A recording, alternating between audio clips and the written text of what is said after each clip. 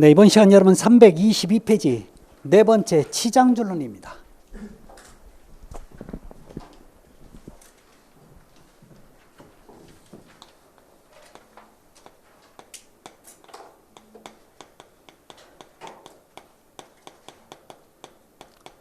여러분 이 치장줄론 우리 벽돌에서 한번 배웠네요. 그렇죠?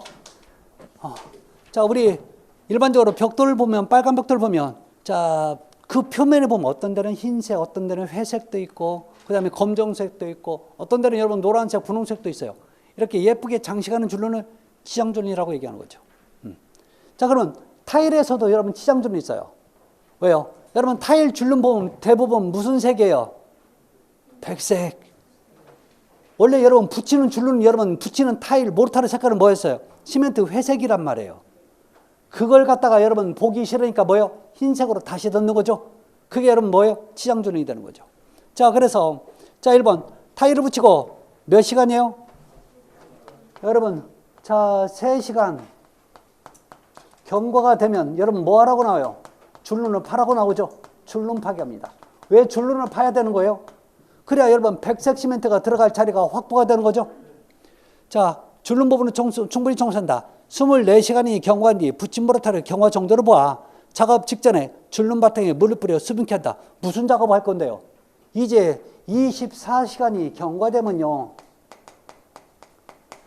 이때 여러분 치장줄론을 넣기로 하던 얘기죠. 이 얘기예요.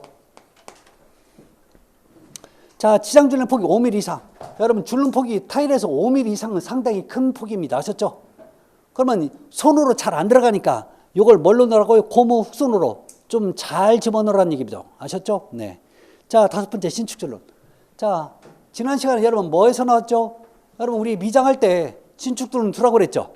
자, 거기 보면 신축줄론에 대해서 도면에 명시되지 않을 때는 이질 바탕의 접합 부분이나 콘크리트를 수평방으로 이어지게 한 부분 등 수축균일이 생기기 쉬운 부분과 붙임면이 넓은 부분에 담당원의 지시에 따라 그 바탕에 닿은 신축줄론을 몇 메타 간격으로? 3m 간격으로 두게끔 되어 있어요. 자, 그다음에 모르타르 바탕 만들기.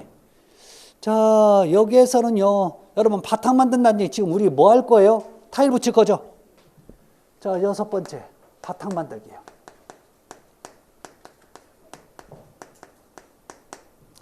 이 면이 이렇게 울퉁불퉁하다고요. 이렇게 울퉁불퉁해. 그러면 자, 타일을 붙일 땐 여러분 뭐 하자는 얘기예요? 여기를 갖다가 이렇게 평편이 메꿔야 되는 거죠? 미장을 해서 여러분 메꿔야 된다고. 이걸 여러분 뭐라고요? 바탕 만들기. 자, 이때 여러분 한번 볼까요? 바탕 고르기 모르타르를 바를 때는 타일의 두께와 붙임 모르타르의 두께를 구해야 2회에 나눠서 바른다. 한 번에 바르지 말고 2번에 나눠서 바르래요. 바름 두께가 10mm 이상일 때는 자, 한 번에 10mm 이하로 하여 총 몇 번 바르야 되는 거예요? 2번 바르라는 얘기예요. 또 2번 얘기도. 자, 근데요. 자, 바탕 모르타르를 팔았어. 여러분, 요게 지금 바탕 모르타르가 되는 거죠? 바탕 모르타르예요. 자, 이 모르타르를 바르고 나서 그 다음에 타일을 붙이려면 얼마 정도 있다가 붙여야 되냐라는 얘기를 지금 3번째에서 하고 있죠. 자, 그래서 바른 후 타일을 붙일 때까지는 여름철에는요. 여름철은 여러분 더우니까 빨리 굳습니다. 아셨죠?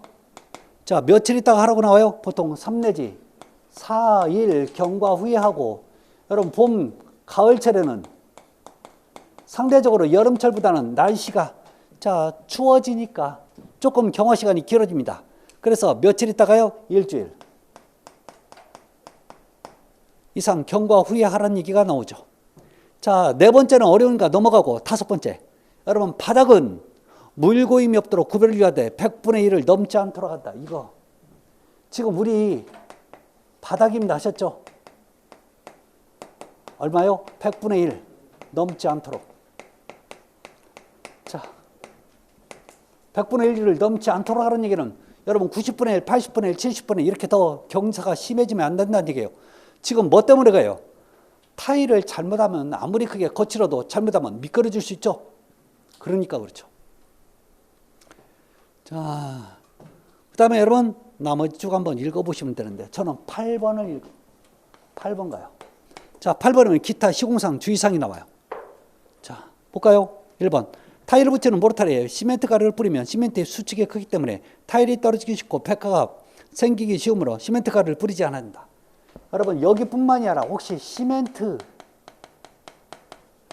가루를 뿌린다라고 나오는데 이 얘기 나오면 무조건 여러분 무조건 틀린 지문이 아셨죠? 어디서 나오든 무조건 틀린 지문이에요. 이렇게 하는 이유가 있어요. 여러분 지금 여기 타일을 붙이려고 모르타를 갖다 발라놨어요. 근데 이게 너무나 묽으니까 처지는 거지. 그러니까 여러분 시멘트 가루를 뿌리면요, 여기 있는 물을 시멘트가 빨아먹어. 그럼 좀 된 비빔이 된다는 느낌이야. 자, 그런데요, 이 시멘트 가루가 섞인 게 아니잖아. 위에만 시멘트가 있다 보니까 여러분 나중에 타일을 붙이잖아요. 그러면 이 시멘트가 굳으면서 균열해 가요. 균열해 가면 재수가 좋으면요, 타일도 같이 균열해 가죠. 이런 문제점이 생겨요. 그래서 자, 아니면 떨어지거나. 그래서 절대 자, 어디든지 시멘트 가루를 뿌리면 안 돼요. 그거 정말 나쁜 표현이에요. 자, 그래서 여러분 확인하시면 됩니다. 다음에 타일에 붙임 공법들이 많은데 이 공법은 여러분 다음에 할 거예요. 아셨죠? 자, 저는 넘어갑니다. 어디로요? 자, 이제 페이지 330페이지 도장 및 수장 공사로 가요.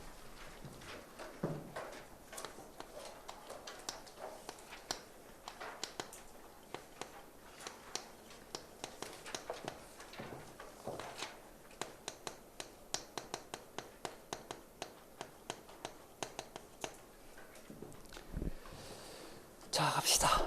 자, 도장공사 용어의 정의 여러분 다음에 천천히 볼 겁니다. 아셨죠? 자, 우리가 봐야 될 건 그런 거 아니에요. 자, 우리 기본적으로 여러분 도장의 재료는 크게 여러분 세 가지 재료가 있습니다. 첫 번째 수성 페인트, 두 번째 유성 페인트, 세 번째 바니쉬. 세 가지에 대해서 오늘 자, 기본적으로 배울 거예요.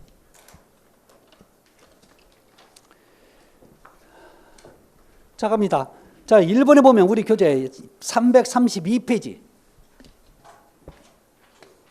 페이지 332페이지죠. 자, 여러분 도장의 종류가 나와요. 첫 번째 여러분 수용성. 자, 이걸 여러분 뭐라고요? 수성이라고 보시면 돼요. 아셨죠? 수성 페인트. 자, 물이 성분이 있다고 해서 수용성인데요. 자, 물을 쓴다고 해서 수용성. 성분이 있다고 해서 수성. 이런 얘기 똑같아요. 얘는 기본적으로 두 가지 또 종류가 존재합니다. 자, 첫 번째 수성. 카세인 페인트가 있고,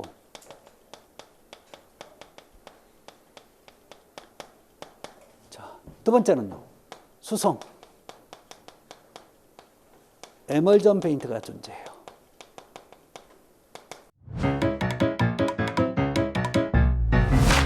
에듀윌 유료 회원만의 명품 자료 서비스.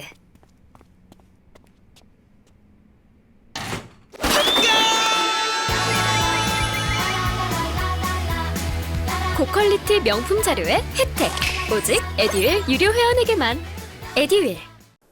자, 우리가 아무 조건 없이 그냥 수용성 페인트 또는 수성 페인트라고 하면요, 요 수성 카세인 페인트를 얘기해요. 아셨죠? 아셨죠? 네. 자, 그러면 수성 페인트면 수성 카세인인데 얘는 성분이 뭘로 되어 있냐? 자, 안료에다 이걸 붙이는 교착제가 들어가요. 그 다음에 뭘 섞냐면 물을 섞어요. 자, 여기서 물을 섞었다는 얘기는요, 나중에 여러분 물에 씻겨 내려간다는 얘기예요. 씻긴다는 얘기예요. 그러면 이 의미가 무슨 의미가 되냐? 얘는 절대, 즉 수성 카세인 페인트는 또 절대 외부에 쓰면 안 된다는 얘기예요.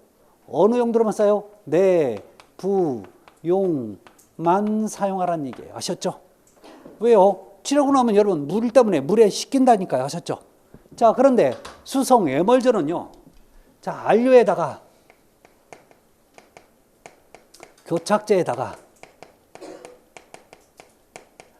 즉 에멀전을 섞어요. 여성분들은 에멀전이 뭔지 아시죠? 여러분 로션 말고 로션처럼 비슷하게 생겼는데 에멀전이라고 써있죠. 그 에멀전은 여러분 로션보다 좀 더 촉촉하죠. 몰라, 아니 촉촉한지 지랄인지 하여튼 보실래요? 여러분 이 에멀전은 뭐뭐 섞은 거냐면 여러분 물하고 기름을 섞어요. 그러니까 여러분 기름 성분인 노션보다 훨씬 더 촉촉한 이유가 물 때문에 그래요. 자, 근데 여기서 중요한 건 그 물이 아니라 요 기름을 섞었다는 얘기예요.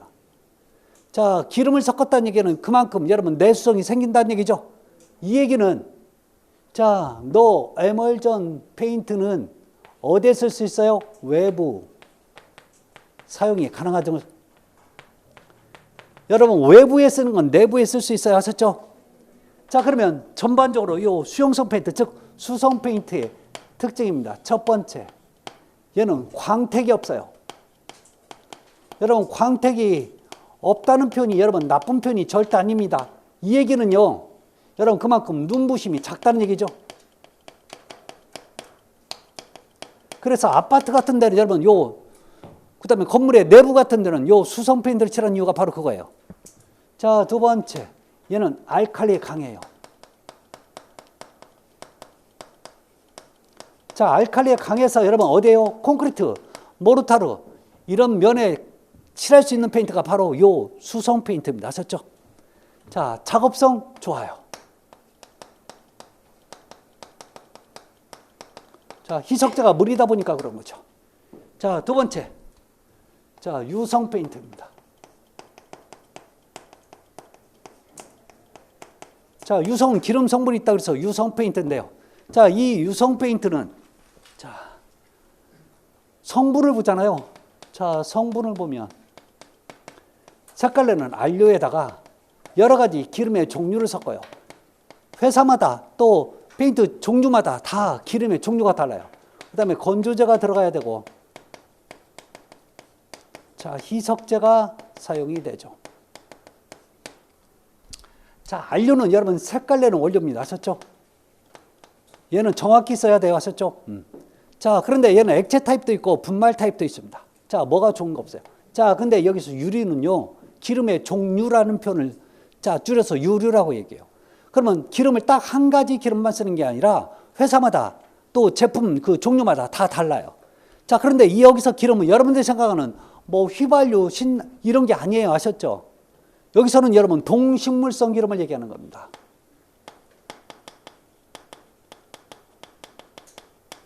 대표적인 게 여러분, 자, 건석류, 보일드유. 자, 이런 게 없으면 여러분 팜유, 여러분 콩기름, 또 옛날엔 여러분 아주까리가 많았고 아주까리 기름, 이걸 뭐라고 얘기하죠? 피마자. 이런 게 없으면 여러분 참기름 섞어도 되고 들기름 섞어도 돼요. 아셨죠? 먹을 것도 없는데. 하여튼 이런 것들을 여러분 섞어 쓰는 거예요. 그러니까 꼭 뭐가 좋다, 뭐가 나쁘다 없어요. 그러니까 뭐 좀 그런가 봐. 자, 그 다음에 건조제요. 자, 만약에요, 이 유성 페인트에 건조제를 안 집어넣으면 이 기름 성분 때문에 안 말라 끈적끈적거려 계속. 어느 정도 기름을 가지고 이게 증발을 해야 돼요. 그래서 건조제는 즉 말 그대로 이 페인트를 좀 건조시키는 재료가 건조제예요. 자, 문제는 이걸 많이 썼을 때가 문제죠. 많이 쓰면요, 토막에 균일이 생겨요. 자, 그러면 얼만큼 써야 돼요? 얼만큼 쓰라고 나와요? 적당히. 아셨죠? 얼마라고요? 적당히. 자, 그 다음에 희석제입니다. 자, 희석제의 대표적인 게 여러분들이 알고 있는 거 있죠? 신나. 근데 신나가 정식 표현이 아니라 신어라고 얘기합니다. 아셨죠? 뭐라고요? 신어. 이게 표준어로 돼 있어요. 자, 그러면 이 신어를 타면 뭐가 좋냐? 여러분, 만약에 건조제를 타다 보니까 얘가 작업하다 보면 내가 칠하지 않은 페인트가 여기 딱딱해진단 말이에요. 돼. 그럼 붙일이 잘 안 되는 거죠. 자, 신나를 타면 어때요? 묽어지는 거죠. 그래서 여러분, 요 페인트에 물기를 조절한 거죠. 자, 물기를 조절하면 뭐가 좋아요? 여러분, 작업성이 좋아지는 거죠. 자, 그러면 이 기본적인 자, 유성 페인트의 특징을 한번 볼까요? 특징입니다. 자, 이 유성 페인트는 기본적으로 자, 광택이 있어요.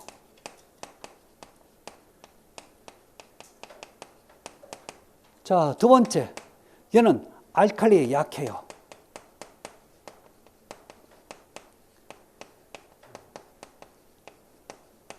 그래서 주로 어디에? 목재나, 자, 철제 주로 사용이 됩니다. 콘크리트 같은 건 안 돼요. 알칼리 성분이니까.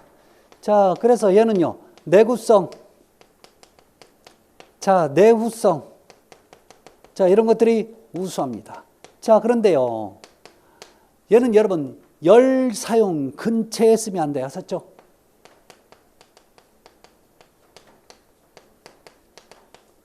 사용을 여러분 자제해야 돼. 왜? 요 기름 성분 때문에 그래요. 만약에 저걸 가스레인지 옆에다 여러분 벽에다 갖다 치러놓잖아요. 조금만 있으면 볼록볼록 일하면서 나중에 까맣게 타버려요. 왜요? 요 기름 성분 때문에 그래요. 아셨죠? 네. 자, 그래서 유성 페인트까지 알아봤어요. 자, 세 번째가 나오는 거예요. 여러분, 바니쉬예요. 바니쉬. 자, 이 바니쉬는 크게 종류를 두 가지로 봅니다. 첫 번째는요, 유성 바니쉬가 있고, 자, 두 번째는 여러분 휘발성 바니쉬가 있어요. 과거에 여러분 우리가 나무에 바르던 니스라고 했던 게 바로 이 유성 바니쉬 아셨죠? 아셨죠? 자, 얘는요 특징이 뭐예요? 건조가 굉장히 느리죠. 상대적으로 얘는 건조가 빨라요.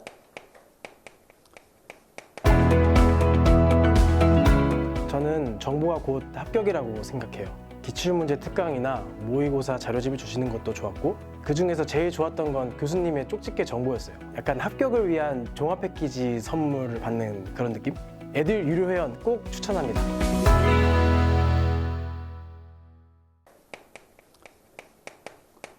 그러면 과거에 썼던 요 유성 바니쉬는 주로 어떤 용도로 쓰냐라고 물어보면 얘는요 주로 목재 가구용이에요. 근데 여러분 이 목재 가구용이 뜻하는 의미가 있죠. 여러분 목재 가구용 혹시 밖에다 내놓아서 못 쓴다는 얘기, 못 쓴다는 얘기예요. 못 쓴다는 얘기예요. 그래서 얘는요 반드시 내부용으로만 사용한다는 얘기예요. 외부용 쓰면 안 되는 거예요. 아셨죠? 자, 근데 휘발성 바니쉬는요, 자, 건조가 빨라. 그런데요, 얘는 종류가 또 두 가지 종류가 존재합니다. 첫 번째, 레이크가 있고, 자, 두 번째는요, 자, 라카 또는요, 자, 레커라고 하는 게 있어요. 둘 다 똑같은 편인데 영문은 또 달라요. 자, 문제는 이 레이크는요, 건조가 빠른 대신에 주 목적이 여러분 목재 가구용이에요.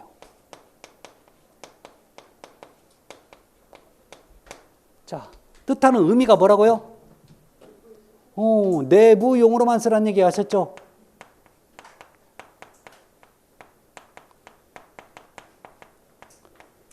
근데 여러분, 라카는 대표적으로 어디에 쓰냐? 자동차의 페인트예요. 자동차용이야. 그럼 내부용이에요? 외부용이에요? 당연히 외부용이지. 자, 그러면 여러분 자동차에 쓰는 이 페인트 라카는요, 특징이 어떻게 되냐? 여러분 내구성 정말 좋죠. 기후에 적응하는 내구성 좋고, 자, 열에 적응하는 내열성도 아주 좋죠. 자, 그 다음에 어떤 화학적으로 내화학성도 좋죠. 내광택성도 좋죠. 좋은 얘기 다 쓰고 싶으면 써버려요. 아셨죠? 그만큼 좋아요. 자, 그런데 여러분 요 라카, 레카면 여러분 뭐가 생각나요? 깡통 생각나죠? 그래서 얘는 흔들었다가 어때요? 칙칙 뿌리는 거죠. 자, 중요한 건 반드시 이 라카는요 자동차에 쓰되 딴 데 써도 상관없어요. 얘는 반드시 여러분 뿜칠해야 됩니다. 똑같은 표현이 뭐예요? 스프레이 칠을 해야 되는 거죠. 이렇게 얘는 뿜칠 스프레이 칠을 해야 되는 이유가 있는 거죠. 자, 그 이유가 너무나 빨리 굳는 재료예요. 아셨죠? 그래서 이걸 여러분 뭐라고요? 건성용이어서 그래요. 아셨죠? 나중에 여러분 여기서 이 뿜칠하는 방법론에 대해서 조금 더 학습을 하셔야 돼요. 아셨죠? 네.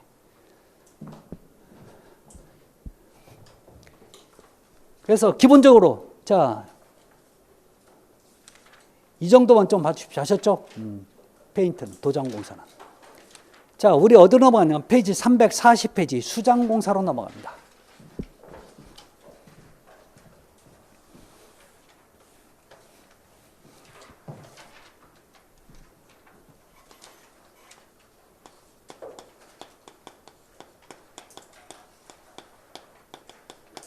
자, 수상공사는 천장, 벽, 바닥, 건물의 내부를 마무리 짓는 작업이 여러분 수장공사예요. 아셨죠? 자, 근데 여러분 수상공사는 이건 매번 시험 문제 나오는 게 아니고 여러분 심심할 때 한 번씩 나와요. 아셨죠? 그렇게 빈도가 많이 떨어지는 건데. 자, 우리 교재 처음에 나오는 게 여러분 징두리 판벽이 나오네요. 여러분 저거 징두리 벽이라고도 해도 상관없습니다. 아셨죠?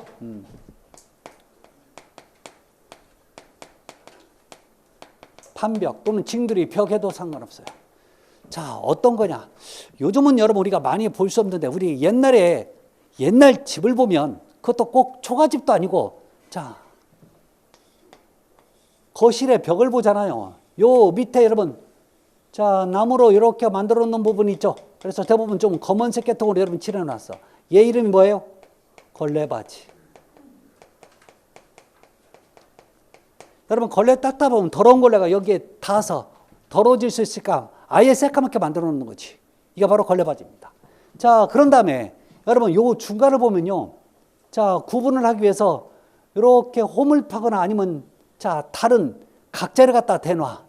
그런 다음에 여기에다 여러분 또 나무 판자를 이렇게 대놓죠. 합판 같은 걸 대요. 지금 여러분 요 부분 있죠. 요 부분을 여러분 뭐라고요? 징두리벽이라고 얘기하는 거예요. 요 부분. 그러면 어디도 여러분 징두리벽이 나오냐면 왜 욕실에 가면 중간에 띠타일 둘러져 있죠. 그 띠타일 밑에 부분을 여러분 뭐라고요? 징두리벽 이렇게 얘기하는 거예요.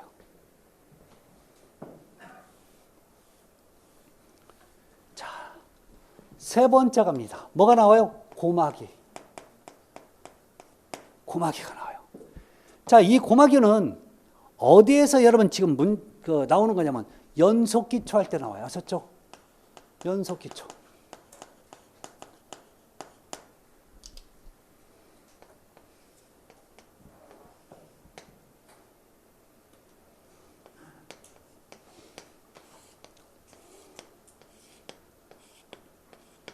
자, 이렇게 가요. 이때 여러분 얘를 땅에 묻어버려요. 자, 다 묻는 게 아니라 일정만큼. 그래서 요 부분이 지금 밖으로 나와요. 이 위에다 여러분 이렇게 나와서 뭐 하려고요? 여기에다 여러분 벽돌을 쌓는 거죠. 벽돌을 쌓아요.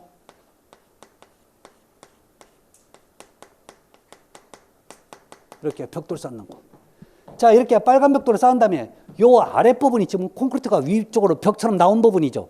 이면이 여러분 울퉁불퉁하고 보기 싫으니까 미장을 한 다음에 여기에다 여러분 대부분 흰색이나 회색의 페인트를 칠한 부분 벽체 있죠. 이게 바로 여러분 뭐예요? 고막이야. 요 부분이. 저게 어떤 경우에 여러분 저 벽체보다 벽돌 벽체보다 더 나가는 경우도 있고 조금 들어가는 경우도 있습니다. 아셨죠? 자, 그 다음에 네 번째 코펜하겐 리브가 나와요. 뭐가 나와요? 코펜하겐 리브.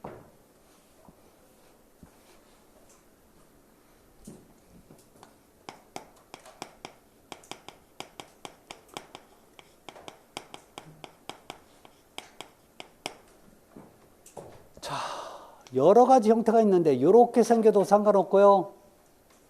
자, 어떤 건 여러분 이렇게 해가지고 자, 이렇게 만드는 경우도 있어요.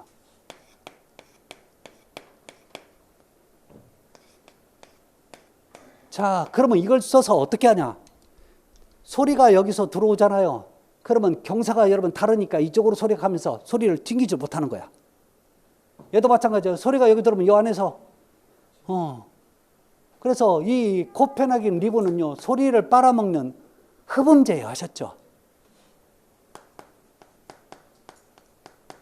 흡음재가 바로 코펜하겐 리브입니다. 자, 그러면 이 코펜하겐 리브 여러분들 어디서 썼는지 보셨어요? 보셨을 텐데 어디서요? 여러분 교회 같은 데 가면 벽면에 나무로 만들어. 저게 나무로 많이 만들어 하셨죠? 그 다음에 극장 같은 데 가면 요 벽면에 붙어 있죠?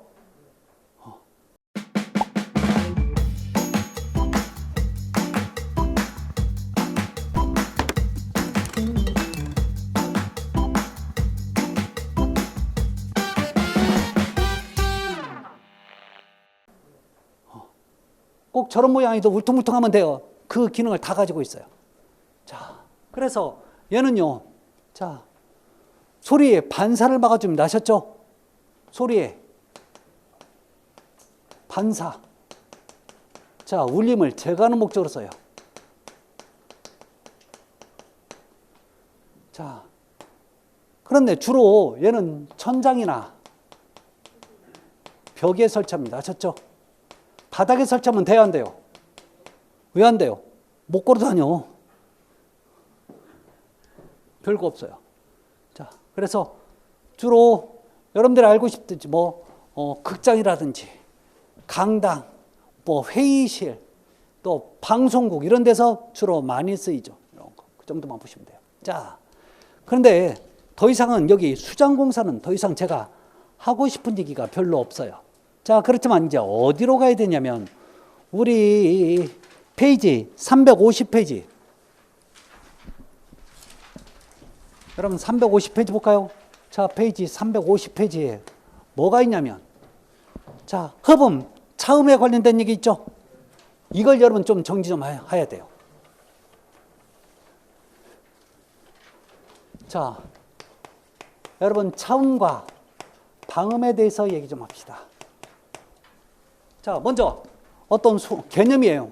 어떤 소리에 에너지가 있을 때, 즉 소음이라고도 하죠. 차음은 어떻게 처리해야 되냐? 얘는요, 절대 투과시키면 안 돼. 투과가 뭔지 아시죠? 통과시키면 안 돼요. 관통하면 안 돼요. 투과를 금지합니다. 그럼 어떻게 하는데? 다시 돌려보내요. 반사시켜야 돼. 그러면 방음은 너는 어떻게 하냐? 절대 반사시키면 안 돼요. 어떻게 해요? 빨아먹어야 돼. 어때요? 흡음을 해야 되는 거죠. 결론 여러분, 방음과 흡음은 어때요? 같은 개념이야. 방음하고 흡음은 같은 개념이라고 아셨죠? 자, 그럼 자, 이 차음의 대표적인 재료 표면은 어떻게 처리해야 되냐면 이 차음 재료는요 아주 자 매끈하고 표면이 매끈하고 평평해야 돼요. 뭐처럼? 요 칠판처럼. 자, 그 다음에 방음 재료는요 이러면 안 돼. 자, 얘는요 표면이 거칠고 자 울퉁불퉁해야 돼요.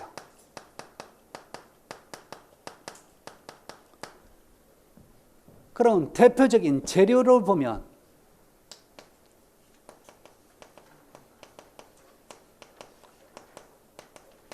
차음 재료는요.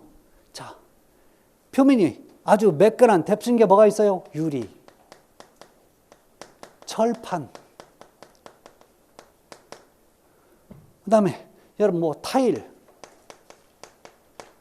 가공된 석판.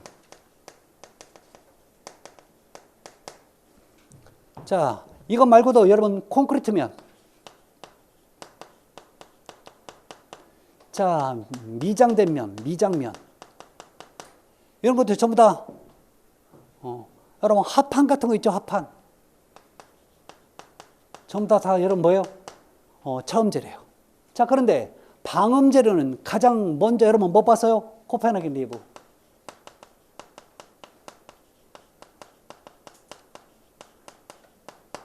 여러분 잠깐 우리 강의실 여러분 요 벽면을 갖다가 여러분 구멍이 뽕뽕뽕뽕 뚫어놨죠.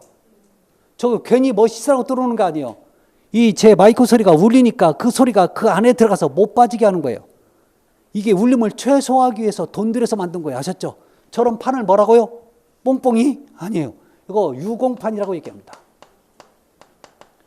그 다음에 사무실 천장에 가면 뭐 지렁이 모양처럼 막 왔다 갔다 하는 거 있죠. 그것도 여러분 그 지렁이 모양이 괜히 모양을 만든 게 아니라 소리를 안에 들어가서 못 들게 막아주는 자 흡음 텍스라고 하는 거예요. 자, 이거 말고도 여러분 혹시 여러분 우리가 쓰는 여러분 솜 있죠? 솜도 우리 소리를 빨아먹어요. 자, 근데 솜은 여러분 그 뭐 방음 재료로 쓸 수도 있지만 자 가장 더 솜처럼 비슷하게 생긴 게 뭐냐면 유리섬이라고 들어보셨어요? 유리섬유. 얘는 보온 재료도 써요. 이걸 영어로 글라스 울이라고 얘기하죠. 이런 것들이에요. 자, 이런 게 없으면 여러분 스폰지도 되고, 자, 이게 없으면 여러분 계란판도 소리를 빨아먹는 허범제예요. 자, 주로 그래서 차음제는 여러분 구조용 재료로 쓰이는 거고, 자, 방음제는 주로 치장, 장식, 마감제로 주로 많이 사용됩니다. 이게 여러분 허봉과 차음의 개념을 자 이렇게 정리한 거야. 아셨죠? 네. 이 정도로 여러분 정리를 하셔야 됩니다. 아셨죠? 가장 기본적인 정리가 여러분 이거야. 차음은 어떻게 해야 돼요? 소리를, 소음을 다시 돌려보내야 된다고요. 절대 이게 통과돼서는 안 돼요. 그렇지만 여러분 방음은 무조건 빨아먹어야 돼요. 아셨죠? 이게 개념이야. 그러면 여러분 혹시 여러분 도로가에 그 아파트로 소음이 들어간다고 해요. 여러분 천원넘 여러분 벽 있죠? 주로 뭐라고 얘기해요? 차음벽이에요? 방음벽이에요? 방음벽이라고 그래요? 거기가 차음이 돼야 좋을까요? 방음이 돼야 좋을까요? 그 벽이 차음이 돼야 좋을까요? 방음이 돼야 좋을까요? 에이 진짜 하여튼 되게 여러분들이 그거 참 두 개를 그렇게 못 골라요. 나중에 5개 어떻게 찍을까 상당히 걱정돼요. 여러분 그것들은 기본적으로 보실래요? 이 벽들이 거의 다 대부분 여러분 뭘로 돼 있어요? 철판이나 아크릴로 돼 있죠. 그러면 지금 소음의 근원은 누구예요? 자동차라고. 여러분 이 자동차가 지나가면서 여기다 맞으면서 여러분 다시 반사시켰어. 차는 빨아먹어요? 못 빨아먹어요? 또 다시 반사시키는 거죠. 그러니까 이게 차음이 돼서는 안 되는 거예요. 소리를 빨아먹어야 되는 거죠.